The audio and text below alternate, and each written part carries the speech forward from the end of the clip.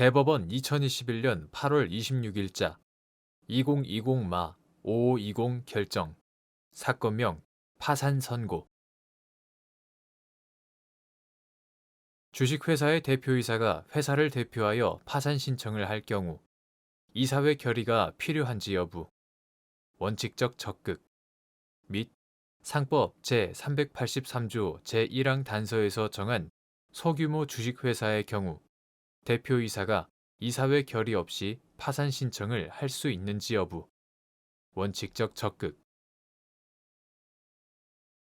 상법 제393조 제1항은 중요한 자산의 처분 및 양도, 대규모 재산의 차입 등 회사의 업무 집행은 이사회의 결의로 한다고 정함으로써 주식회사의 이사회는 회사의 업무 집행에 관한 의사결정 권한이 있음을 명시하고 있다. 주식회사가 중요한 자산을 처분하거나 대규모 재산을 차입하는 등의 업무 집행을 할 경우에 이사회가 직접 결의하지 않고 대표이사에게 일임할 수 없다. 즉, 이사회가 일반적, 구체적으로 대표이사에게 위임하지 않은 업무로서 일상 업무에 속하지 않은 중요한 업무의 집행은 반드시 이사회의 결의가 있어야 한다. 주식회사 이사회의 역할과 주식회사에 대한 회생 절차 개시 결정의 효과 등에 비추어 주식회사가 회생 절차 개시 신청을 하는 것은 대표이사의 업무 권한인 일상 업무에 속하지 않는 중요한 업무에 해당하여 이사회 결의가 필요하다. 회생 절차 개시 신청에 관한 이러한 법리는 파산 신청의 경우에도 유사하게 적용할 수 있다. 파산 신청은 주식회사의 운영과 존립에 중대한 영향을 미친다. 주식회사가 파산 신청을 한 경우 파산 선고 전이라도 법원은 채무자의 재산에 대하여 필요한 보전 처분을 할 수 있다. 채무자 회생 및 파산에 관한 법률 이하 채무자 회생법이라 한다. 제323조. 주식회사가 파산 선고를 받으면 채무자가 가진 모든 재산은 파산재단에 속하고 파산 관제인이 파산재단에 대한 관리, 처분권을 갖고 일정한 행위를 하려면 법원의 허가를 받아야 한다.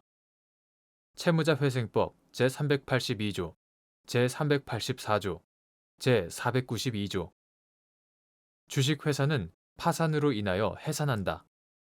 상법 제517조 제1호, 제227조 제5호. 채무자회생법은 파산 신청권자에 대하여 다음과 같이 정하고 있다. 채권자 또는 채무자가 파산을 신청할 수 있고 제294조 제1항 채권자가 파산 신청을 하는 때에는 채권의 존재와 파산의 원인인 사실을 소명하여야 하지만 제294조 제2항 채무자가 파산 신청을 하는 때에는 이러한 소명이 필요하지 않다. 주식회사에 대하여는 이사가 파산을 신청할 수 있고 제295조 제1항 이사의 전원이 하는 파산 신청이 아닌 때에는 파산의 원인인 사실을 소명하여야 한다. 제296조. 이와 같이 채무자회생법은 채권자와 채무자 외에 주식회사의 이사를 별도의 파산 신청권자로 정하고 있고 일부 이사가 파산 신청을 하는 경우 채무자나 이사 전원이 파산 신청을 하는 경우와 달리 파산의 원인인 사실을 소명하도록 하고 있다. 위와 같은 주식회사 이사회의 역할, 파산이 주식회사에 미치는 영향, 회생 절차 개시 신청과의 균형, 파산 신청권자에 대한 규정의 문헌과 취지 등에 비추어 보면 주식회사의 대표이사가 회사를 대표하여 파산 신청을 할 경우 대표이사의 업무 권한인 일상 업무에 속하지 않는 중요한 업무에 해당하여 이사회 결의가 필요하다고 보아야 하고 이사에게 별도의 파산 신청권이 인정된다고 해서 달리 볼 수 없다. 그러나 자본금 총액이 10억 원 미만으로 이사가 1명 또는 2명인 소규모 주식회사에서는 대표이사가 특별한 사정이 없는 한 이사회 결의를 거칠 필요 없이 파산 신청을 할 수 있다.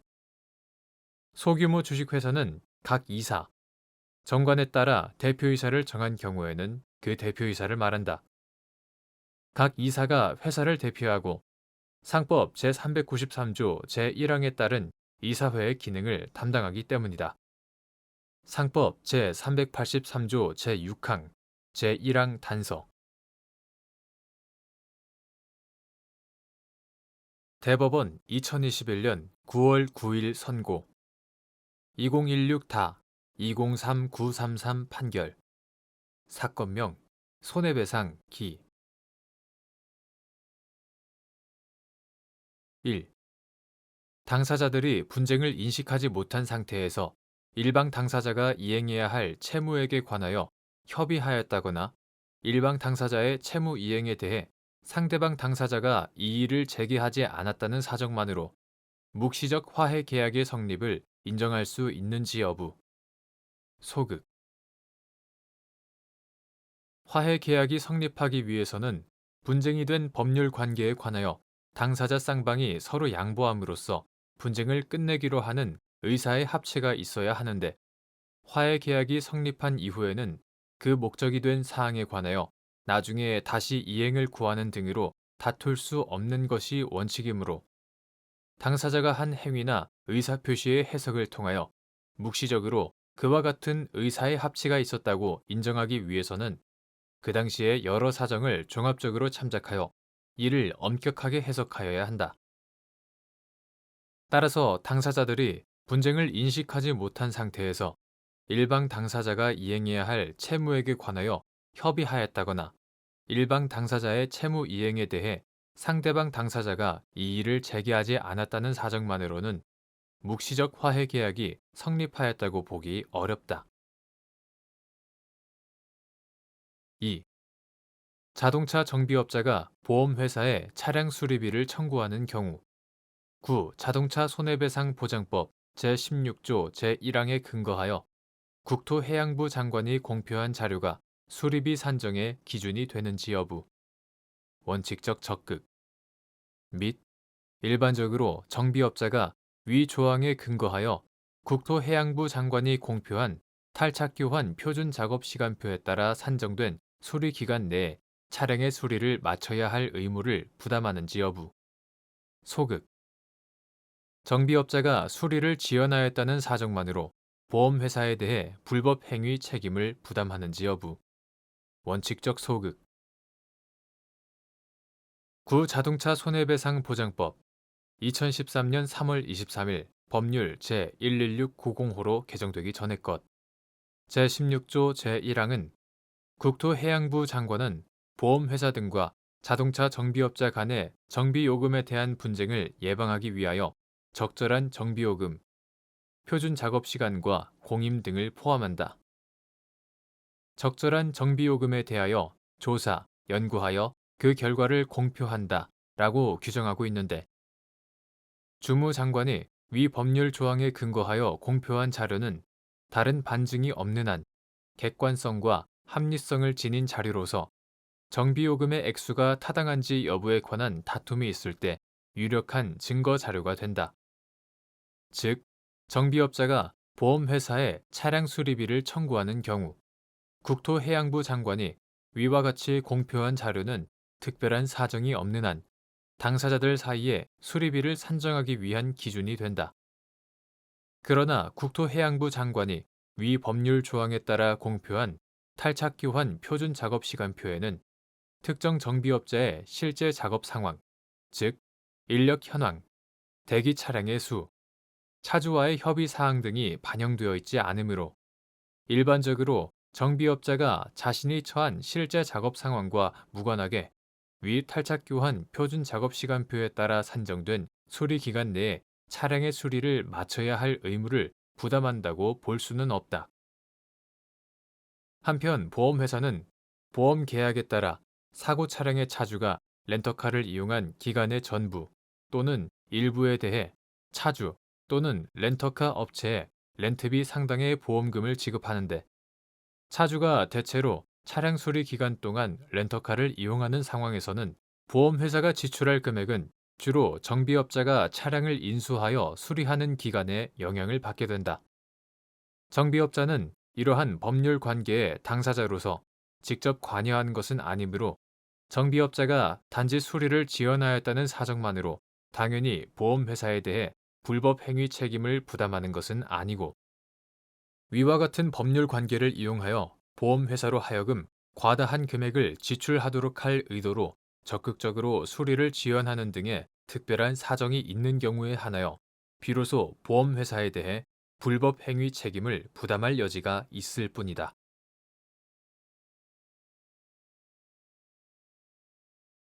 대법원 2021년 9월 9일 선고 2017-4818 판결. 사건명 소유권 이전 청구권 가등기 말소 등기. 1. 임대주택의 임대 의무 기간 중 매도인의 임대사업자 지위를 승계하여 임대사업을 하기 위하여 임대주택을 매수한 경우 매매 계약의 효력, 유효. 매수인이 임대주택의 소유권을 취득하기 위해서는 그 임대주택에 관하여 임대주택법 제6조에 따른 임대사업자 등록을 마친 임대사업자여야 하는지 여부, 적극. 및 이때 매수인이 임대주택의 소유권을 취득하는 시기, 소유권 이전 등기 후 임대사업자 등록을 마친 때.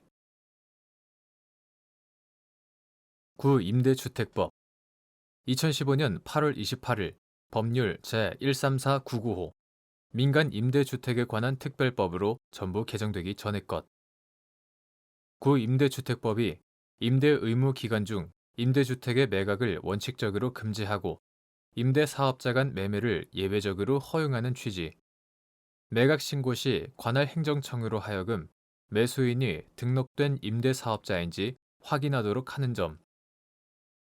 임대주택법상 임대사업자의 등록 기준을 갖추지 못하면 임대사업자로 등록할 수 없고, 등록하지 않은 사람은 임대사업자가 아니며 임대사업자 등록을 하지 않은 사람이 임대주택을 취득할 수 있다면 임대사업자 간 매매를 예외적으로 허용하는 임대주택법령의 취지에 반하고 임차인의 이익을 해할 우려가 있는 점 등을 종합해보면 임대주택의 임대 의무 기간 중 매도인의 임대사업자 지위를 승계하여 임대사업을 하기 위하여 임대주택을 매수한 경우 그 매매계약은 강행법규인 구임대주택법 제16조에 반하지 않아 유효하지만, 매수인이 임대주택의 소유권을 적법하게 취득하기 위해서는 그 임대주택에 관하여 구임대주택법 제6조에 따른 임대사업자 등록을 마친 임대사업자일 것이 요구된다고 보아야 한다. 그 경우 임대주택을 매수한 사람이 소유권 이전 등기를 마쳤다고 하더라도 그 임대주택에 관하여 구임대주택법 제6조에 따른 임대사업자 등록을 하지 않았다면 임대주택의 소유권을 취득할 수 없고, 소유권 이전 등기 후 임대사업자 등록을 마쳤다면 그때 비로소 임대주택의 소유권을 취득한다고 봄이 타당하다. 2. 임대 의무 기간이 지난 공공건설 임대주택의 경우 구임대주택법 제16조 제3항에 따른 임대사업자 간 매매가 허용되는지 여부, 적극. 및 이때 매수인이 공공건설 임대주택의 소유권을 취득하기 위하여 구임대주택법 제6조에 따른 임대사업자 등록을 마쳐야 하는지 여부, 적극. 임대 의무 기간이 지난 공공건설 임대주택에 관하여는 분양 전환에 관한 구임대주택법 2015년 8월 28일 법률 제134995 민간 임대주택에 관한 특별법으로 전부 개정되기 전의 것. 제21조 외에 임대사업자 간 매매에 관한 규정은 없다. 그러나 임대주택을 다른 임대사업자에게 매각하는 것은 위 제21조에서 규율하는 분양 전환에 해당하지 않고 구임대주택법 제16조 제3항에 따른 임대사업자 간 매매는 임차인의 이익을 해할 염려가 없어 임대주택의 매각이 엄격히 제한되는 임대 의무 기간 중에도 허용되는 점. 매수인이 매도인의 임대사업자 지위를 승계하여 임대 의무 기간 경과 후 분양 전환 등과 관련된 임차인의 이익을 해할 우려가 없는 점을 고려하면 임대 의무 기간이 지난 공공건설 임대주택의 경우에도 구 임대주택법 제16조 제3항에 따른 임대사업자 간 매매는 허용된다고 보아야 한다. 이 경우에도 매수인이 공공건설 임대주택의 소유권을 취득하기 위하여는 구 임대주택법 제6조에 따른 임대사업자 등록을 마쳐야 한다.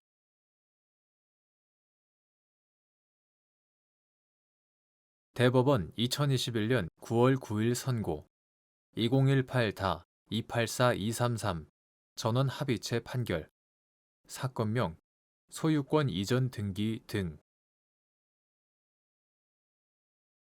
3자간 등기 명의신탁에서 명의수탁자가 제3자에게 부동산을 매도하거나 부동산의 근저당권을 설정하는 등으로 처분 행위를 하여 제3자가 부동산 실권리자 명의 등기에 관한 법률 제4조 제3항에 따라 부동산에 관한 권리를 취득하는 경우 명의신탁자가 명의수탁자를 상대로 직접 부당이득 반환을 청구할 수 있는지 여부 적극 다수 의견 가 3자간 등기 명의신탁에서 명의수탁자의 임의처분 또는 강제수용이나 공공용지 협의 취득 등 이러한 소유 명의 이전의 원인 관계를 통틀어 이하에서는 명의수탁자의 처분행위 등이라 한다. 명의수탁자의 처분행위 등을 원인으로 제3자 명의로 소유권 이전 등기가 마쳐진 경우 특별한 사정이 없는 한 제3자는 유효하게 소유권을 취득한다. 부동산 실권리자 명의 등기에 관한 법률 이하 부동산 실명법이라 한다. 제4조 제3항 그 결과 매도인의 명의신탁자에 대한 소유권 이전 등기 의무는 이행 불능이 되어 명의신탁자로서는 부동산의 소유권을 이전받을 수 없게 되는 한편 명의수탁자는 부동산의 처분대금이나 보상금 등을 취득하게 된다. 판례는 명의수탁자가 그러한 처분대금이나 보상금 등의 이익을 명의신탁자에게 부당이득으로 반환할 의무를 부담한다고 보고 있다. 이러한 판례는 타당하므로 그대로 유지되어야 한다. 명의수탁자가 부동산에 관하여 제3자에게 근저당권을 설정하여 준 경우에도 부동산의 소유권이 제3자에게 이전된 경우와 마찬가지로 보아야 한다. 명의수탁자가 제3자에게 부동산에 관하여 근저당권을 설정하여 준 경우에 제3자는 부동산 실명법 제4조 제3항에 따라 유효하게 근저당권을 취득한다. 이 경우 매도인의 부동산에 관한 소유권 이전 등기 의무가 이행 불능된 것은 아니므로 명의신탁자는 여전히 매도인을 대위하여 명의수탁자의 부동산에 관한 진정 명의 회복을 원인으로 한 소유권 이전 등기 등을 통하여 매도인으로부터 소유권을 이전받을 수 있지만 그 소유권은 명의수탁자가 설정한 근저당권이 유효하게 남아있는 상태의 것이다. 명의수탁자는 제3자에게 근저당권을 설정하여 줌으로써 피담보 채무액 상당의 이익을 얻었고 명의신탁자는 매도인을 매개로 하더라도 피담보 채무액만큼의 교환 가치가 제한된 소유권만을 취득할 수밖에 없는 손해를 입은 한편 매도인은 명의신탁자로부터 매매 대금을 수령하여 매매 계약의 목적을 달성하였으면서도 근저당권이 설정된 상태에 소유권을 이전하는 것에 대하여 손해배상 책임을 부담하지 않으므로 실질적인 손실을 입지 않는다. 따라서 3자간 등기 명의신탁에서 명의수탁자가 부동산에 관하여 제3자에게 근저당권을 설정한 경우 명의수탁자는 근저당권의 피담보 채무액 상당의 이익을 얻었고 그로 인하여 명의신탁자에게 그에 상응하는 손해를 입혔으므로 명의수탁자는 명의신탁자에게 이를 부당이득으로 반환할 의무를 부담한다. 대법관 김재형, 대법관 박정화, 대법관 김선수, 대법관 노태학, 대법관 이흥구의 반대 의견. 가. 3자간 등기 명의신탁에서 명의수탁자의 처분행위 등으로 제3자에게 소유권이 이전되고 명의수탁자가 부동산의 처분 대금이나 보상금 등을 취득하는 이익을 얻게 되더라도 명의신탁자는 명의수탁자를 상대로 직접 부당이득 반환을 청구할 수 없다. 이와 달리 다수 의견이 명의신탁자의 명의수탁자에 대한 직접적인 부당이득 반환 청구권을 인정하는 판례로 들고 있는 대법원 2011년 9월 8일 선고 2009다 49193, 49209 판결 등은 부동산 실명법 시행 이후에는 더 이상 유지될 수 없으므로 변경되어야 한다. 3자간 등기명의 신탁에서 명의수탁자가 신탁부동산에 관하여 근저당권을 설정한 경우에 명의신탁자, 명의수탁자 및 매도인 3자 간의 법률 관계는 기본적으로 앞서 본 바와 같은 명의수탁자의 처분행위 등으로 부동산의 소유권이 제3자에게 이전된 경우와 같다. 명의수탁자가 제3자에게 부동산에 관하여 근저당권을 설정하면 제3자는 유효하게 근저당권을 취득한다. 부동산 실명법 제4조 제3항 매도인이 부동산에 관한 진정 명의 회복을 원인으로 한 소유권 이전 등기 등을 통하여 소유 명의를 회복하더라도 매도인은 근저당권이 설정된 제한된 소유권을 갖게 된다. 이처럼 부동산에 관하여 아무런 권리 없이 소유 명의를 가지는 자에 불과한 명의수탁자가 부동산에 관하여 제3자에 대하여 근저당권을 설정하는 행위는 매도인의 소유권을 침해하는 행위로서 명의수탁자는 근저당권 설정으로 얻은 이익을 침해 부당 이득으로서 매도인에게 반환할 의무 또는 불법 행위에 따른 손해배상 의무를 부담한다. 통상적으로 매매 계약에서 매도인은 매매 목적물에 제한이나 부담이 없는 완전한 소유권 이전 등기를 이행할 의무를 부담한다. 3자간 등기 명의신탁에서 명의신탁자와 매도인의 관계에서도 마찬가지이다. 명의수탁자가 부동산에 관하여 근저당권을 설정하였다고 하여 달리 볼 것은 아니다. 매도인은 원칙적으로 명의신탁자에 대하여 담보가 설정되지 않은 신탁부동산의 소유권을 이전할 의무를 부담한다. 매도인이 명의수탁자가 설정한 근저당권을 말소하지 못한 채 명의신탁자에게 부동산의 소유권을 이전하였다면 이는 매매 계약에 따른 채무를 이행하지 않은 것으로서 명의신탁자에게 손해배상 책임을 부담한다. 다만 매도인에게 채무 불이행 책임을 어느 정도까지 물을 수 있는지는 개별 사안에 따라 달라질 수 있다. 또한 명의신탁자는 매도인과 관계에서 매매 계약에 따라 부동산에 관한 소유권 이전 등기 청구권만 가지는 지위에 있을 뿐이고 부동산의 소유권을 가지지 않으므로 명의수탁자가 부동산의 근저당권을 설정하는 행위로 명의신탁자의 권리가 침해되는 것은 아니다. 따라서 명의수탁자는 매도인에 대하여 부당이득 반환 의무나 손해배상 의무를 부담하고 명의신탁자에 대하여 부당이득 반환 의무를 부담하지 않는다.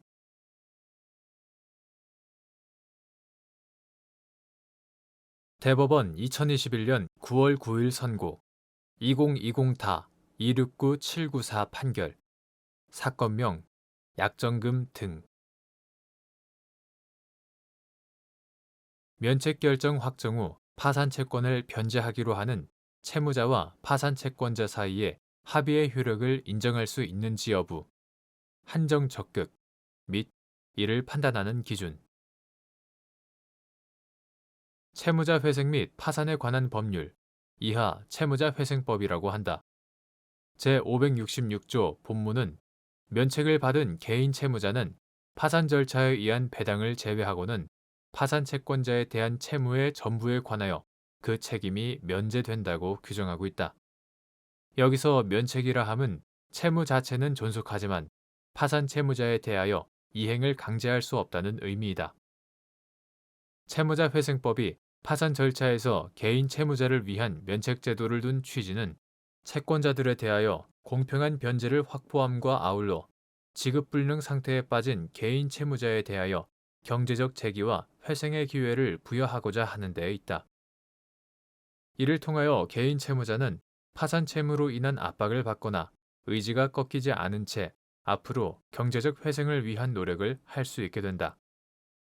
채무자의 재산을 환가, 배당함으로써 채권자들 사이에 적정하고 공평한 만족을 도모하는 개인 파산 절차에서도 채무자의 경제적 회생은 도모되어야 한다.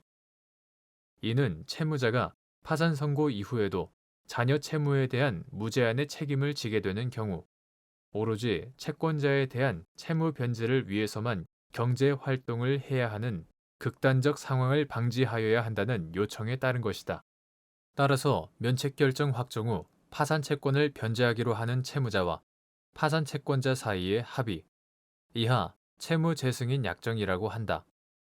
채무재승인 약정이 면책제도의 취지에 반하거나 확정된 면책결정의 효력을 잠탈하는 결과를 가져온다면 그 효력을 인정하기 어렵다. 나아가 채무재승인 약정의 효력을 인정하여 판결을 통해 집행력을 부여할 것인지 여부를 판단할 때에는 면책제도의 입법 목적에 따라 위 약정이 채무자의 회생에 지장이 없는지 여부가 충분히 고려되어야 한다. 즉, 채무재승인 약정은 채무자가 면책된 채무를 변제한다는 점에 대해 이를 충분히 인식하였음에도 자신의 자발적인 의사로 위 채무를 변제하기로 약정한 것일 뿐 아니라 위 약정으로 인해 채무자에게 과도한 부담이 발생하지 않는 경우에 한하여 그 효력을 인정할 수 있다. 이때 채무자가 자발적으로 채무재승인 약정을 체결한 것인지, 채무재승인 약정의 내용이 채무자에게 과도한 부담을 초래하는지 여부는 채무재승인 약정을 체결하게 된 동기 또는 목적, 채무재승인 약정을 체결한 시기와 경위, 당시의 채무자의 재산, 수입 등 경제적 상황을 종합적으로 고려하여 판단하여야 한다.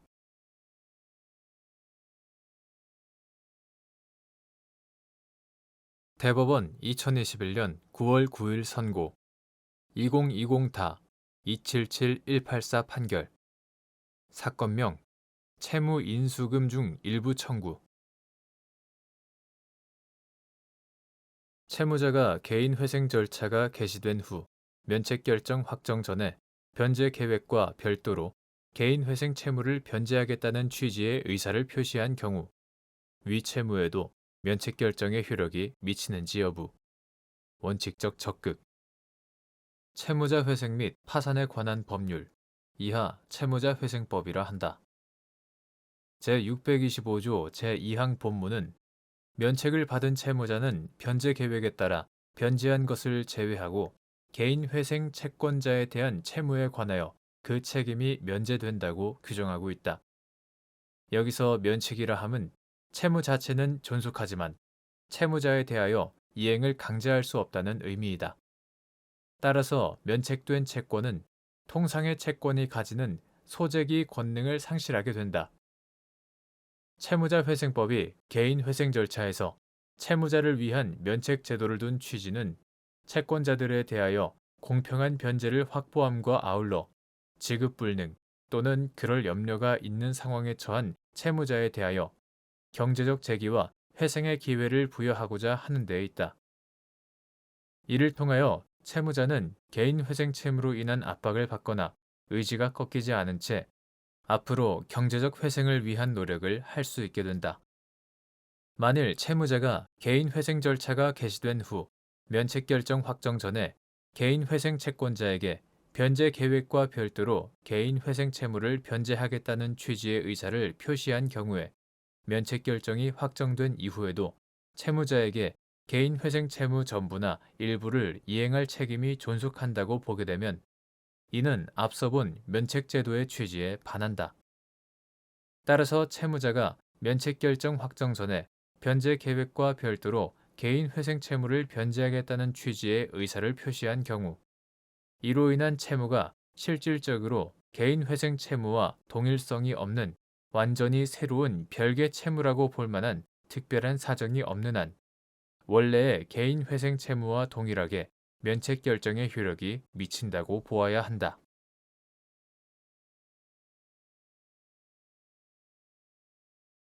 대법원 2021년 9월 9일자 2021마 167 결정 사건명 부동산 임의 경매.